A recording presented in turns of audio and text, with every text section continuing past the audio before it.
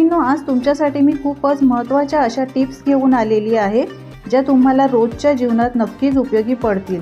तर त्यातील पहिली टिप आहे लायटरवर।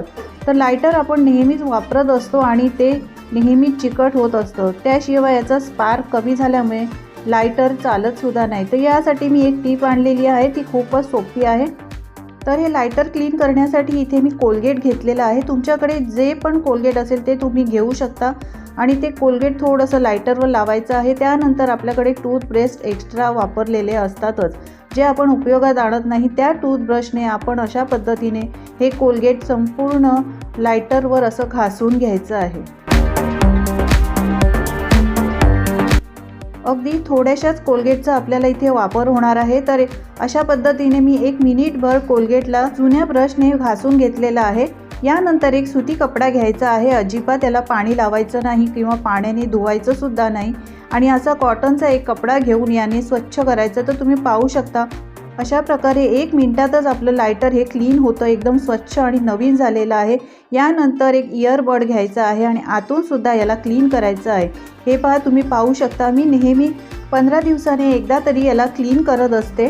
तर हे बघा, यामध्ये किती मळ आहे, किती घाण आहे। ही जर क्लीन केली नाही तर याचा स्पार्क कमी होतो आणि गॅस लायटर आपलं चालत नाही। तर अशा पद्धतीने हा गॅस लायटर क्लीन करायचा आहे। तुम्ही पाहू शकता मी आता स्वच्छ केलेला आहे। पुन्हा सुती कपडा घेऊन याला पुसून घ्यायचं आहे। तर आता हा लायटर आपला वर्षानुवर्षे अशा पद्धतीने क्लीन केल्यामुळे वापरण्यास रेडी आहे। तर ही पहिली टीप तुम्हाला कशी वाटली मला कमेंट्स करून नक्की सांगा। चला तर पाहूया आता दुसरी टीप। तर दुसरी टीप बघण्यासाठी इथे मी एक टोमॅटो घेतलेला आहे। आपल्याला नेहमीच टोमॅटोचा वापर जेवणामध्ये लागत असतो आणि टोमॅटो प्युरीसुद्धा लागत असते। पण समजा जर तुमच्याकडे लाईट गेली तर तुम्ही टोमॅटो प्युरी कशी बनवणार? तर यासाठी एक भन्नाट टीप तुमच्यासाठी घेऊन आलेली आहे। तर हा टोमॅटो मी स्वच्छ धुवून घेतला आहे। यानंतर सुरीने याचे 2 तुकडे करायचे आहेत।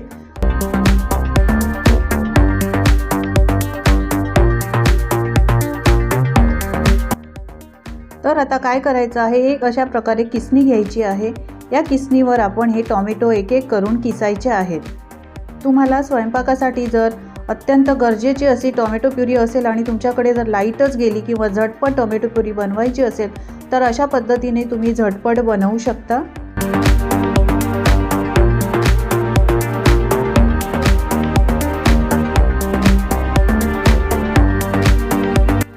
तर हे पहा गृहिणींनो, अर्धा टोमॅटो मी किसून घेतलेला आहे आणि हा हे बघा मस्त अगदी एकदम पातळ अशी टोमॅटो प्युरी आपली तयार झालेली आहे। तुम्ही भाजीमध्ये आरामात वापरू शकता। खूपच झटपट अशी 1 मिनिटातच आपली प्युरी तयार झालेली आहे आणि हे टोमॅटोचं साल जे उरलेलं आहे ते तुम्ही भाजीमध्ये बारीक करून वापरू शकता। सुरीने बारीक करा आणि याचा वापर सुद्धा करू शकता। तर ही टीप गृहिणींनो कशी वाटली मला कमेंट करून नक्की सांगा। चला तर पाहूया तिसरी टीप। तर इथे मी एक लसूण घेतलेला आहे। लसूण साफ करायचं म्हणजे खूपच अवघड काम आहे, हात दुखतात, नखही तुटतात। तर यासाठी एक भन्नाट ट्रिक मी तुमच्यासाठी घेऊन आलेली आहे। तर लसूण एक घेऊन याच्या पहिला लसूण सोलून घ्यायचे आहे, म्हणजे याच्या सगळ्या पाकळ्या वेगळ्या करायच्या आहेत।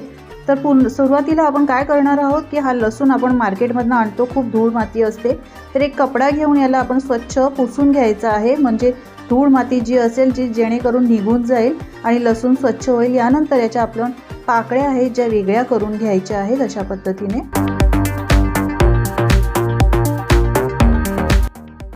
तर तुम्ही पाहू शकता इथे मी पाकळ्या अशा वेगळ्या केलेल्या आहेत।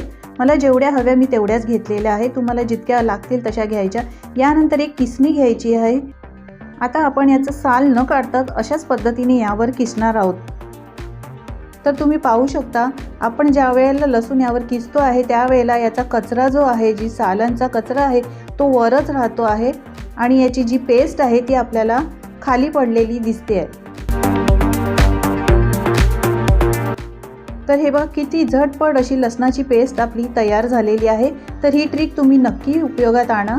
ट्रिक कशी वाटली मला कमेंट्स करून सांगायला विसरू नका। तर आता आपण चौथी टीप पाहणार आहोत। यासाठी मी इथे कुकर घेतलेला आहे।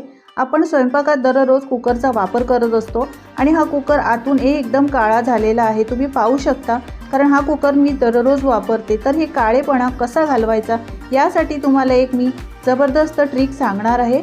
तर तुम्ही पाहू शकता की आता हा कुकर किती काळा झालेला आहे। आपण नेहमी घरामध्ये लिंबू वापरतच असतो तर लिंबाच्या साली तुम्ही काय करता, फेकून देता का? तर यापुढे असं फेकून देऊ नका. याचा वापर तुम्ही कुकर स्वच्छ करण्यासाठी करू शकता. तर हे बघा, मी अशा लिंबाच्या साली ठेवलेल्या आहेत. काही लिंबाचे तुकडेसुद्धा आहेत.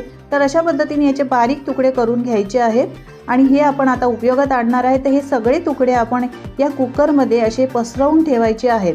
पसरवून ठेवल्यानंतर यामध्ये 2 वाट्या पाणी घालायचं आहे. तर तुम्ही इथे एकामध्ये 2 काम करणार आहोत, तर इथे मी तुम्हाला 2 काम करून दाखवणार आहे. त्यामध्ये 2 वाट्या पाणी घातलेलं आहे. आता मी यामध्ये भातसुद्धा लावणार आहे, कारण आपण यामध्ये जेवणसुद्धा करू शकतो. डाळ आणि भात यामध्ये लावू शकतो आणि त्यानंतर याला गरम करू शकतो, म्हणजे एक वेळेला आपलं दोन्ही काम होऊन जाईल. तर आता यामध्ये जी कुकरची जाळी असते ती ठेवायची आहे. यानंतर मी इथे तांदूळ धुवून घेतलेले आहे, तांदूळ यामध्ये ठेवते. आता झाकण लावायचं आहे आणि याला 2 शिट्या काढून घ्यायच्या आहेत.